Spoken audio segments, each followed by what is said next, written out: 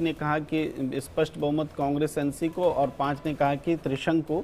तो उस त्रिशंकु में पीडीपी को अलग दिखाया गया, लेकिन पीडीपी ने अब तय किया है कि एनसी और कांग्रेस के साथ वो रहेगी, तो फिर वो बहुमत का आंकड़ा इधर हो जाता है। जी, यानी कि आपको ऐसा लग रहा है कि इस बार जम्मू कश्मीर में भी एक त्रिशंकु जो पूरा मुकाबला है वो नजर आ रहा है। इस दौरान आपको सबसे अच्छा प्रदर्शन किस पार्टी से उम्मीद नजर आती है प्रेम कुमार जी?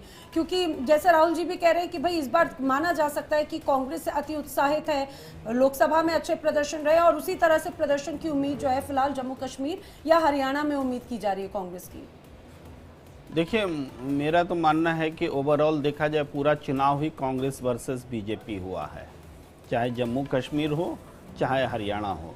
बीजेपी हटाओ का नारा या बीजेपी को बरकरार रखो का नारा, इसी के इर्द गिर्द चीज़ें हुई हैं। तो कांग्रेस चूँकि पहले इसके पास खोने के लिए कुछ था नहीं, तो इस बार पाने के लिए सब कुछ है। बीजेपी के लिए खोने के लिए हरियाणा है, जबकि जम्मू कश्मीर में वो अपनी स्थिति अगर बचा लेती है, 24 सीट से ऊपर लाती है, तो उसके लिए अचीवमेंट होगा और उपलब्धि होगी। और सरकार बनाने तक जाती है कि नहीं, इस तथ्य के बावजूद कि 5 भाजपाइयों को एलजी ने नियुक्त किया है एमएलए बनाना, 5 लोगों को नहीं, 5 नागरिकों को नहीं, 5 भाजपाइयों को उन्होंने विधायक नियुक्त किया जो ऑलरेडी डेजिग्नेटेड हैं बीजेपी के पदों पर। तो ये भी एक सवाल है कॉन्स्टिट्यूशन का, किस तरीके से दुरुपयोग हो रहा है। बिल्कुल। बीजेपी दफ्तर से आंचल है हमारे साथ और अनाया कांग्रेस दफ्तर से हैं। कांग्रेस दफ्तर पे कुछ हलचल देखी जा रही है, शायद आतिशबाजी वगैरह हो रही है। एक बार अनाया थोड़ी तस्वीर दिखा दीजिए, उसके बाद आंचल आपके पास आ रहे तुरंत। अनाया, क्या हो रहा है वहां पर? तस्वीरें आप देख सकते हैं, यहाँ पर कांग्रेस के कार्यकर्ता पहुंच गए हैं कांग्रेस ऑफिस और यहाँ पर पहले से ही इन्होंने जीत का जश्न मनाना शुरू कर दिया है। आतिशबाजी हो गई है, ढोल नगाड़े के साथ सभी कार्यकर्ता यहाँ पर जीत का जश्न मना रहे हैं और सभी यहाँ पर कह रहे हैं कि इस बार कांग्रेस आ रही है। आप उनके हाथ में पोस्टर्स देख सकते हैं, सभी ने यहाँ पर पोस्टर्स में लिख रहा है कि कांग्रेस इस बार हरियाणा में जीत हासिल कर रही है। आतिशबाजी की तस्वीरें आपने देखी, उत्साह है यहाँ पर कार्यकर्ताओं में। हालांकि 8 बजे जो है रुझान आने शुरू होंगे, लेकिन कांग्रेस के यहाँ पर एक अलग ही उत्साह है।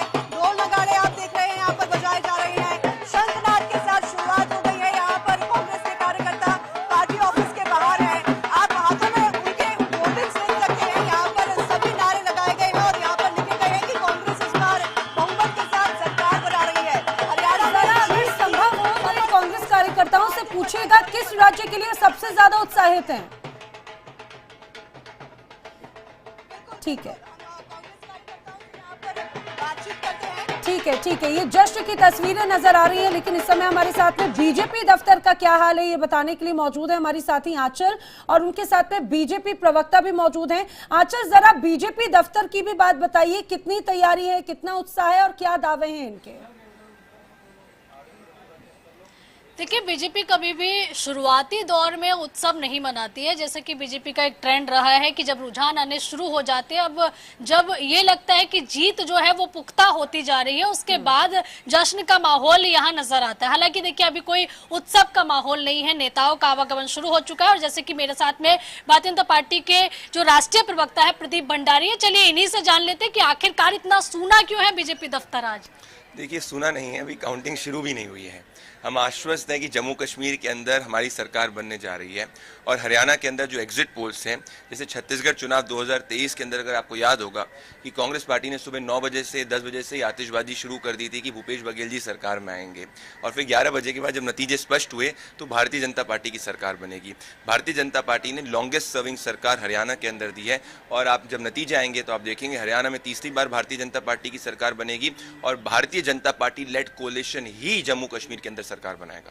जम्मू कश्मीर को लेकर एक बार फिर से देखिए, नतीजे आने से पहले और स्टेट हुड की जो मांग है वो एक बार फिर से उठने लगी। विपक्ष के नेता हैं जो उसकी मांग कर रहे हैं। देखिए, हम हर उस व्यक्ति के साथ में आएंगे जिसके हाथ में संविधान होगा और जो भारतीय फ्लैग को मानेगा, जो पाकिस्तान के एजेंडे को नहीं चलाएगा और जो एब्रोगेशन ऑफ आर्टिकल 370 में लेटर एंड स्पिरिट में विश्वास रखेगा। मुफ्ती जी तो खुद ही अपना चुनाव 2024 में हारे थी, अब्दुल्ला जी तो खुद ही अपना चुनाव 2024 में हारे थे। सबसे ज्यादा सीटों पर लड़ने वाली पार्टी बीजेपी है, 62। एनसी से ज्यादा सीटों पर हम लड़ रहे हैं, पीडीपी से ज्यादा सीटों पर हम लड़ रहे हैं, कांग्रेस से ज्यादा सीटों पर हम लड़ रहे हैं। लेकिन इस बार हालत खराब है। प्रदीप जी, हालत खराब है जम्मू कश्मीर में, क्योंकि एनसी सबसे बड़ी लार्जेस्ट पार्टी के तौर पे आ रही है। ये कुछ नहीं, अगर आप कोई भी एग्जिट पोल्स को भी देखेंगे तो सबसे ज्यादा largest party Bharatiya Janata party ही बन रही है। आप लोग एनसी को ओवर एस्टिमेट कर रहे हैं और भारतीय जनता पार्टी को अंडर एस्टिमेट कर रहे हैं। आप 11 बजे के बाद जब मेरे साथ बात करेंगे आप देखेंगे कि बीजेपी की बगैर कोई बनेगा। ठीक है आंचल, 11 बजे तक का वेट कर लेते हैं, आपके पास दोबारा लौटेंगे। फिलहाल एक छोटा सा ब्रेक ले रहे हैं, सबसे बड़ी कवरेज लगातार जारी है, बने रहिए इंडिया डेली के साथ।